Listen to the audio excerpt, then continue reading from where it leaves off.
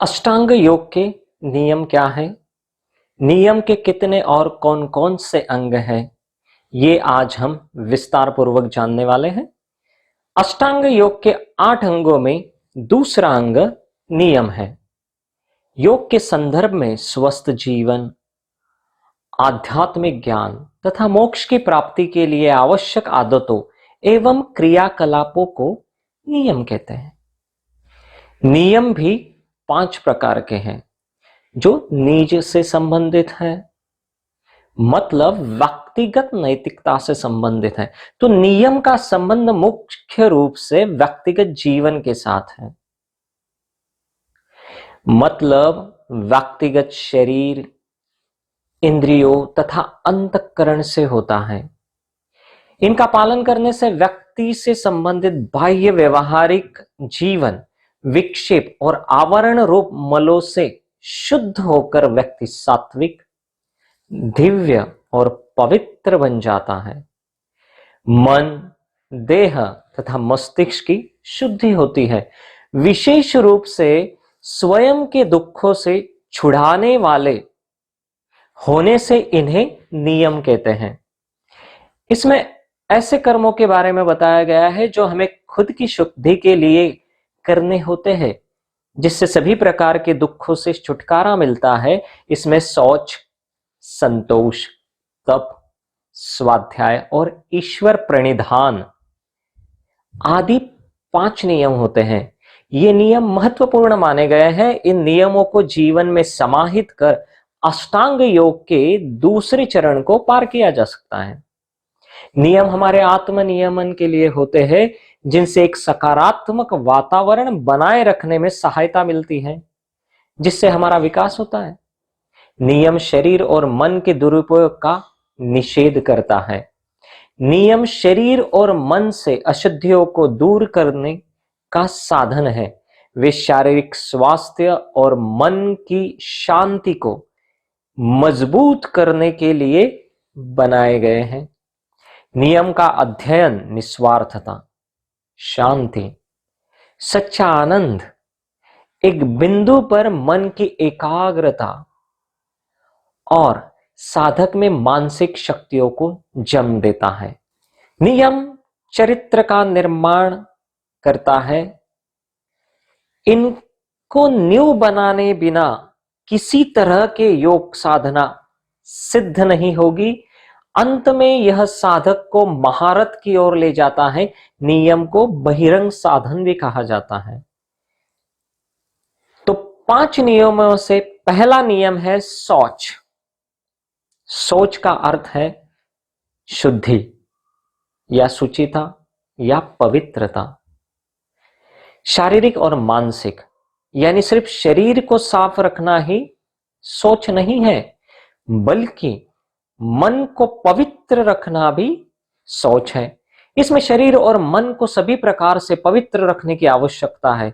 शरीर की गंदगी मिटाने के लिए शरीर को बाहर से स्नान, वस्त्र और स्थान, भीतर से सात्विक एवं उचित अन्न और जलपान, शटक्रिया, मल त्याग आदि से शुद्ध रखा जा सकता है। मन की अंतःशुद्धि, राग, द्वेष, बुरे विचार, बुरी भावनाएं, गलत धारणाएं आदि को त्याग कर मन की वृत्तियों को निर्मल और पवित्र करने से होती है। और ध्यान, संत समागम और गुरुमुखी शास्त्रों के श्रवण से होती है। विद्या, ज्ञान, सत्संग, संयम, धर्म आदि और धनोपार्जन को पवित्र रखने के उपायों से मन की शुद्धि होती है। शौच से सत्व शुद्धि होती है। मन शुद्ध और सात्विक हो जाता है। विचारों में स्पष्टता आती है और बुद्धि प्रखर होती है। आंतरिक शुद्धि का पालन करने से व्यक्ति बलवान बनता है। व्यक्ति में स्वयं के सच्चे स्वरूप को जानने की क्षमता आती है। मन में समता आती है और एकाग्रता बढ़ती है, जिससे शुद्धि का पालन करने वाले व्यक्ति के साथ उठने, बैठने व अन्य प्रकार से व्यवहारों में सबको प्रसन्नता मिलती है। मन की शुद्धि शरीर की शुद्धि से कहीं अधिक महत्वपूर्ण है, परंतु मनुष्य जीवन के अधिक साधन, समय, धन आदि शरीर की शुद्धि में ही लगाए जा रहे हैं।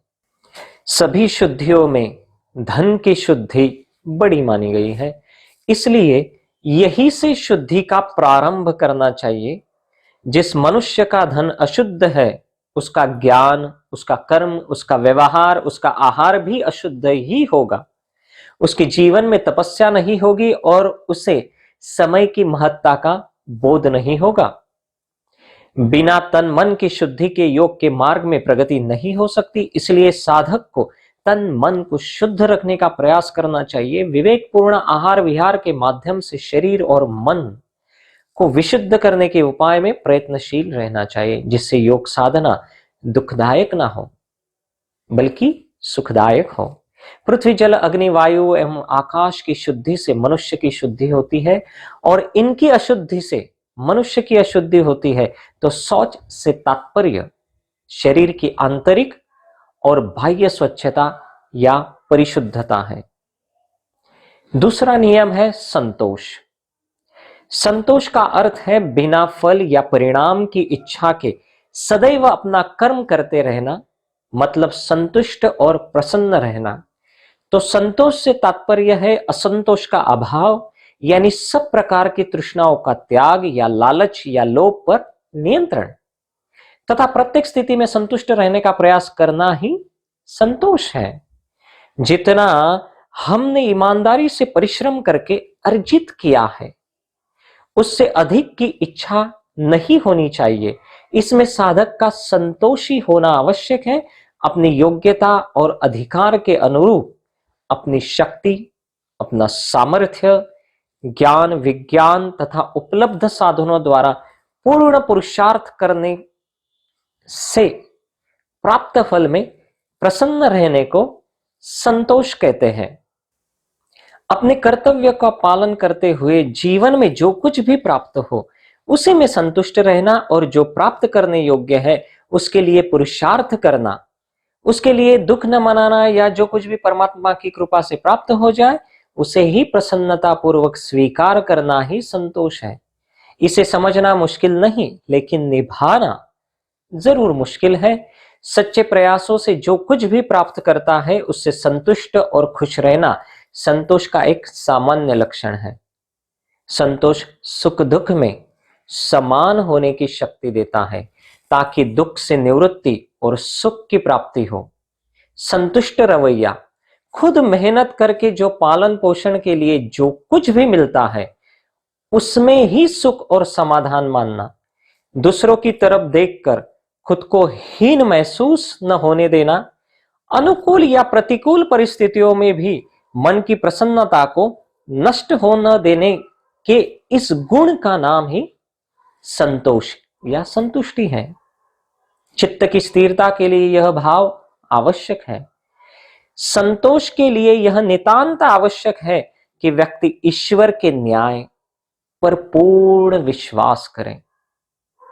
उसे यह निश्चिंतता होनी चाहिए कि उसके कर्मों का न कम फल मिलता है न ज्यादा फल मिलता है। अपने द्वारा निर्धारित फल को प्राप्त न करने पर हताश निराश न होकर हाय हाय न करते हुए अपनी योग्यता, अपना सामर्थ्य, बल, ज्ञान, विज्ञान व साधनों को और अधिक बढ़ाकर और अधिक पुरुषार्थ करके अधिक फल को प्राप्त करने की चेष्टा सतत करनी चाहिए।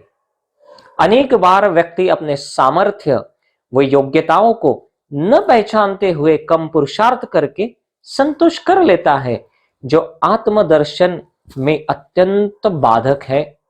असंतोष का मूल कारण लोभ है। यदि व्यक्ति संतोष का पालन करता है, यानी अपनी तृष्णा को, लोभ को समाप्त कर देता है, तो सुख मिलता है। उसके सामने संसार का सारा सुख कम लगने लगता है। संतोष से अनुपम सुख की प्राप्ति, मतलब सबसे उत्तम सुख की प्राप्ति होती है। संतोष हर अवस्था में शांति देने वाला होता है तथा दुख का नाश करने वाला होता है। संतोष से आनंद प्राप्त करने का अभ्यास होता है। इससे तुम्हें अतुलनीय प्रसन्नता प्राप्त होगी, ऐसी प्रसन्नता कि जिसकी तुलना ही नहीं की जा सकती। तो संतोष हर अवस्था में आनंद को कायम रखता है। तीसरा नियम है तप। जीवन के लक्ष्य को पूरा करने के लिए भूख और प्यास, शीत और गर्म, स्थान और स्थिति, लाभ और हानि, जय और पराजय, मान और अपमान, सुख और दुख आदि द्वंद्वों को शांति एवं धैर्य के साथ सहन करते हुए विचलित न होकर स्व अनुशासन में रहना, या उसमें समभाव रखते हुए मौन होकर ध्यान और व्रत द्वारा मन और शरीर को साधना ही तप या तपस्या कहलाती है। शरीर, प्राण, इंद्रियों और मन को उचित तरीके से और उचित अभ्यास से वश में करना तथा मन में शुभ संस्कारों की स्थापना करना ही तप कहलाता है। तप करने से शरीर मजबूत होता है, उसकी प्रतिरोधक क्षमता बढ़ती है। तप करने से शरीर और इंद्रियों की शुद्धि होती है और अशुद्धि का क्षय, अशुद्धियों का नाश होता है। योग में तप का अर्थ विशेष रूप से मानसिक तप से समझना चाहिए। तप से तन और मन पवित्र हो जाता है, जिससे सत्व गुण बढ़ता है और कठिन योगाभ्यास से शांति और मानसिक संकल्प की प्राप्ति होती है। तप अवश्य करना चाहिए, लेकिन उसके साथ चित्त की प्रसन्नता भी बनी रहनी चाहिए। तप का अर्थ यह भी होता है कि अपने कर्मों का किसी भी परिस्थिति में पूरी ईमानदारी से पालन करना। आज लोग स्वयं को इतना कमजोर कर चुके हैं कि बिना तकिए, बिना बिस्तर, बिना वाहन, बिना पंखा, बिना कूलर, बिना एसी कमरा आदि के नहीं रह पाते हैं। अनेक बार हम कुछ भौतिक पदार्थों के लिए आत्म तत्व को ही छोड़ देते हैं। जैसे ही विषय हमारे सामने उपस्थित होता है, हम चाहते हुए भी या न चाहते हुए भी सब कुछ भूलकर उसके साथ जुड़ जाते हैं, उसी में लग जाते हैं, छोड़ नहीं पाते हैं, त्याग नहीं कर पाते हैं। जब कोई मनोरथ दृश्य सामने आता है तो उसको देखे बिना रह ही नहीं पाते, उसका त्याग नहीं कर पाते। तो अतपस्वी व्यक्ति को योग की सिद्धि नहीं होती, अर्थात वह ईश्वर का दर्शन नहीं कर सकता। तपस्वी व्यक्ति का उद्देश्य हमेशा सफल होता है। अपने हित की सर्वव्यापक दृष्टि रखते हुए एक ही व्रत का निरंतर और निष्ठापूर्वक पालन करना ही तप कहलाता है। चौथा नियम है स्वाध्याय। स्वाध्याय का शाब्दिक अर्थ है स्वयं का अध्ययन करना। स्व का अर्थ है अपनी आत्मा और स्वाध्याय का अर्थ है अपनी आत्मा को जानने का अध्ययन करना। स्वाध्याय से स्वयं के भीतर के खालीपन और चैतन्य स्वरूप आकाश तत्व के प्रति जागरूक होने से तुम उस ईश्वरीय तत्व को प्रतिबिंबित करने लगते हो। जब इंद्रियों के विषयों में भटकता हुआ बहिर्मुखी मन अंतर्मुखी हो जाता है, तो आत्मा का दर्शन और अध्ययन संभव हो जाता है। तुम्हें ईश्वरीय चेतना का अनुभव होने लगता है। अंतर्मुख होने के लिए आत्मनिरीक्षण जरूरी है। आत्मनिरीक्षण के लिए शास्त्रों का अध्ययन करना, नियमित रूप से योग का अध्ययन करना और मन में झांकना, यानी विपरीत स्थितियों में खड़े रहकर आत्मचिंतन करते हुए अपने कमियों को स्वयं ही दूर करना, खुद के बारे में चिंतन करके अपने बारे में जानना और अपने दोषों को देखना, ताकि हम खुद में सुधार ला सकें। ये सभी स्वाध्याय की सामान्य विशेषताएं हैं। स्वयं के व्यवहार की आत्म परीक्षा और आत्म विश्लेषण करके हमारा व्यवहार कैसा है, हम स्वयं के विवेक से पूछकर आत्म विकास के पथ पर अग्रसर होना ही स्वाध्याय है। वैचारिक शुद्धि, बौद्धिक शुद्धि और ज्ञान की प्राप्ति के उद्देश्य से जो विद्याभ्यास, वेद और वेद से संबंधित सद्ग्रंथों का अध्ययन, धर्मशास्त्रों का अध्ययन, संतों के सानिध्य में सत्संग और सद्विचारों का आदान प्रदान किया जाता है, उसे ही स्वाध्याय या अध्ययन कहा जाता है। यह सत्संग का ही एक प्रकार है। सत्संग से ही मनुष्य के अंदर स्वाध्याय की भावना जागृत होती है। तो शुद्ध, पवित्र और सुखी जीवन जीने के लिए सत्संग और स्वाध्याय ये दोनों आधार स्तंभ है। स्वाध्याय का जीवन निर्माण में महत्वपूर्ण योगदान है। स्वाध्याय से व्यक्ति का जीवन, व्यवहार, सोच और स्वभाव बदलने लगता है। इससे अनेक प्रकार की शंकाएं दूर होती है। इससे मन मस्तिष्क संस्कारों का शोधन होता है तथा आस्था एवं ज्ञान उत्पन्न होते हैं। यही स्वाध्याय का महत्व है। यह एक बृहत संकल्पना है जिसके अनेक अर्थ होते हैं। स्वयं का अध्ययन, हमने क्या किया, हम क्या सोच रहे हैं, हमें क्या करना चाहिए, हम किससे डर रहे हैं आदि। बिना किसी अध्यापक के स्वयं अध्ययन करके कुछ सीखना। जीवन निर्माण और सुधार संबंधी पुस्तकों का, सतसाहित्य, मोक्ष शास्त्र एवं आप्त पुरुष और गुरु द्वारा रचित ग्रंथों का, परमात्मा और मुक्ति की ओर ले जाने वाले ग्रंथों का विवेकपूर्ण अध्ययन, श्रवण, मनन, चिंतन आदि करना तथा स्वयं ज्ञान का सृजन करना ही स्वाध्याय कहलाता है। स्वाध्याय के बल से अनेक महापुरुषों के जीवन बदल गए हैं। स्वाध्याय का पालन करने से मूर्खता रूपी अविद्या का अंत हो जाता है। भौतिक और आध्यात्मिक विद्या दोनों का समन्वय होता है और हमें मुक्ति पथ पर आगे बढ़ने की सहायता मिलती है। पांचवा नियम है ईश्वर प्रणिधान। ईश्वर का अर्थ है सगुण ब्रह्म या परमात्मा और प्रणिधान का अर्थ है प्राण के साथ समर्पण।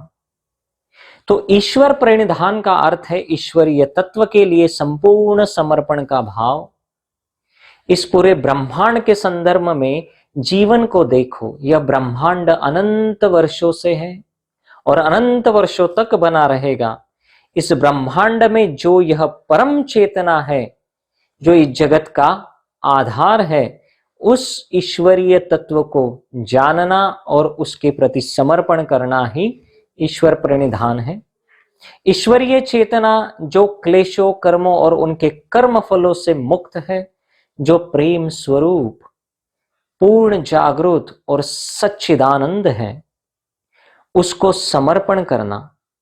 शरीर, मन, बुद्धि, वाणी और कर्म से ईश्वर की भक्ति और उसके दिव्य नाम, रूप, गुण, लीला आदि का श्रवण, कीर्तन, मनन, चिंतन और समस्त शुभ अशुभ कर्मों को ईश्वर के प्रति पूर्ण समर्पित करना। किसी भी परिस्थिति में पूर्ण श्रद्धा, पूर्ण आस्था, पूर्ण विश्वास और निष्ठा के साथ ईश्वर को अपना सर्वस्व मानना। फलकांक्षा से मुक्त रहकर अपने स्वधर्म, वर्णाश्रम विहित कर्मों में निरत रहना, अपना सब कुछ ईश्वर को सौंप देना। ईश्वर प्रणिधान के अंतर्गत अपना सब कुछ, बल, धन, योग्यता, ज्ञान आदि ईश्वर को समर्पित कर दीजिए।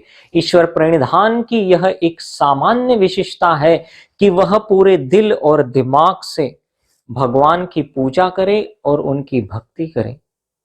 इस नियम का पालन करने के पीछे सबसे बड़ी वजह है मनुष्य का आंतरिक निर्माण, ताकि अपने आप को हम बेहतर तरीके से जान सकें। यह शरीर, यह मन आपका ही है। यह मन और इसके सारे द्वंद्व भी आपके ही है।